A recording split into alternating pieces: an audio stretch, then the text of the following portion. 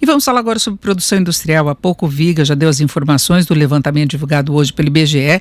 Houve uma queda da produção de 9,1% em março em relação ao mês anterior. Foi o pior mês de março desde 2002. O setor já começa a detectar o impacto da pandemia. E vamos falar sobre isso com o Renato da Fonseca, que é gerente de pesquisa e competitividade da CNI, a Confederação Nacional do Setor. Renato, boa tarde. Boa tarde, Denise. Boa tarde, ouvintes. Bom, Renato, nós estamos aí vendo comparativos com crises anteriores, o pior março desde 2002, quase chega perto aí do dado de maio de 2018, quando nós tivemos a greve dos caminhoneiros, que interrompeu um processo de recuperação que a indústria vinha registrando. Na época, a queda, se não me engano, foi de 11%, mas o fato é que o setor já vinha patinando. A gente já falou várias vezes sobre isso desde o ano passado. A indústria não conseguia ganhar impulso para uma retomada mais vigorosa e agora a situação fica bem mais complicada, não fica? Sim, na verdade, a indústria vem tentando se recuperar. Acho que é importante ressaltar que a crise de 2014, 2016 foi uma crise muito profunda. A gente teve uma queda no PIB um pouco mais de 6%, 7% em 3 anos, diria assim, mas com um endividamento muito forte das empresas e das famílias, né? Um endividamento muito forte do governo.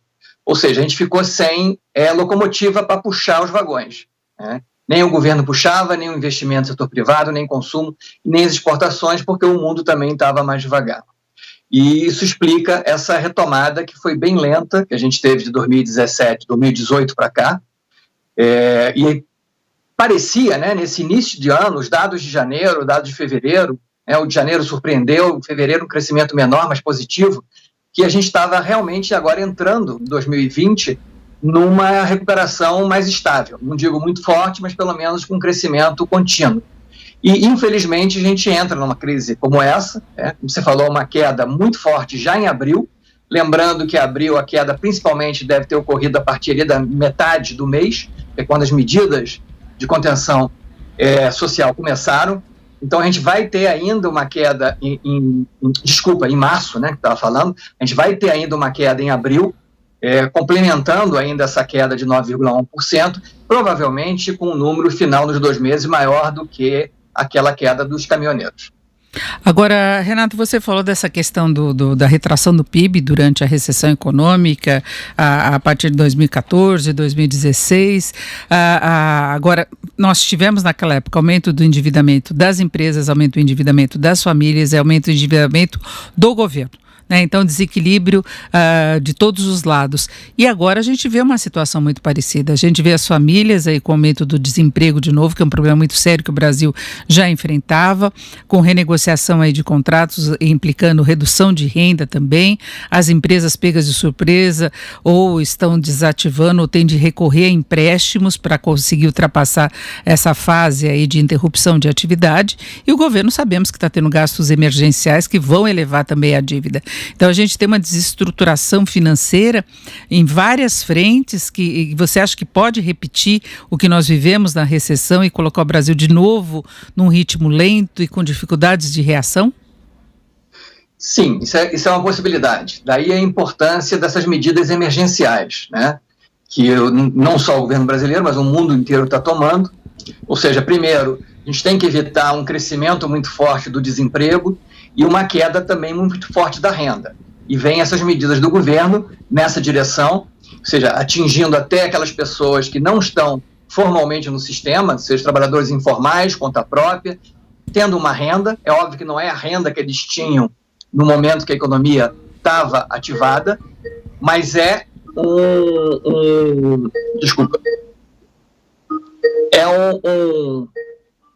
um resultado que é preciso que o governo tenha sucesso nas medidas. Mesma coisa com as empresas, né? Adiamento de pagamento de tributos, adiamento de pagamento dos empréstimos dos bancos públicos, né?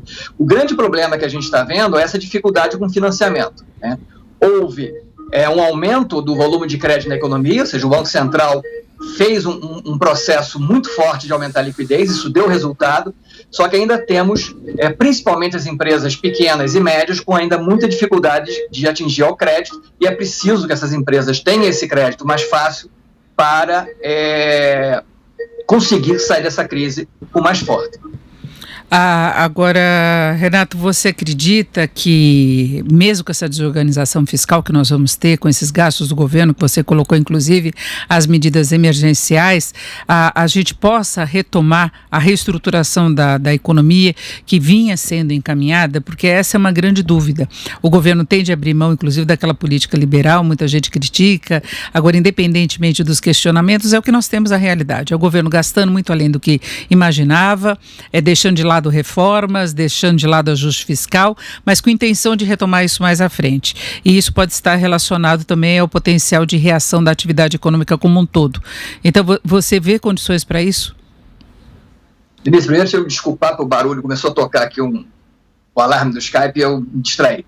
Eu acho que é muito importante exatamente não perder o foco nesse momento, né? Por isso que dentro da medida de saída tem que continuar as reformas. A reforma tributária é essencial, ela não tem um impacto imediato em termos de aumento de competitividade, porque ela vai ser uma reforma que vai ser implementada gradualmente, mas ela vai sinalizar para os investidores, tanto externo como doméstico, que o Brasil vai continuar no caminho de reduzir os entraves à competitividade, reduzir custo Brasil. Então, no primeiro momento, a gente tem que voltar naquela mesma direção, aquele mesmo caminho que a gente estava tomando. Obviamente, o governo vai continuar tendo que perseguir o equilíbrio fiscal, mas eu acho que no momento de crise ele vai ter que também perseguir isso, talvez não tão rápido como ele gostaria, né? Porque ele vai precisar de uma locomotiva ajudando a retirada da economia desse buraco que a gente caiu novamente, né? Mas eu diria que mais do que nunca é importante que tenha foco. Não pode ser simplesmente, como foi feito no passado, de você simplesmente jogar renda para a população ou simplesmente sair fazendo obra sem ver realmente se ela vai poder ser terminada, se ela vai ter um impacto na produtividade, se ela vai reduzir custos de logística. Isso é muito importante. Então, por exemplo, a área de saneamento é uma área importante. Ela tem um impacto na saúde, isso reduz custos com saúde, isso aumenta a produtividade, porque você tem menos doença na população. É um projeto que está no Congresso, que precisa ser aprovado, a gente precisa trazer investidores privados para essa área também. Na parte de infraestrutura, há vários exemplos, há várias obras inacabadas que precisa ser feita uma análise de custo-benefício, se é importante terminar ou não as obras, não é terminar por terminar, né? E aquelas obras que realmente significar redução de custo de transporte, redução de custo de energia, tá, ou maior facilidade para a produção, precisam ser terminadas para alavancar a produtividade do país e a gente conseguir voltar realmente a crescer mais rápido. Perfeito, nós conversamos com o Renato da Fonseca, que é gerente de pesquisa e competitividade da CNI, a Confederação Nacional da Indústria. Renato, muito obrigado, uma boa tarde. Eu que agradeço, Denise, e você, seus ouvintes, boa tarde.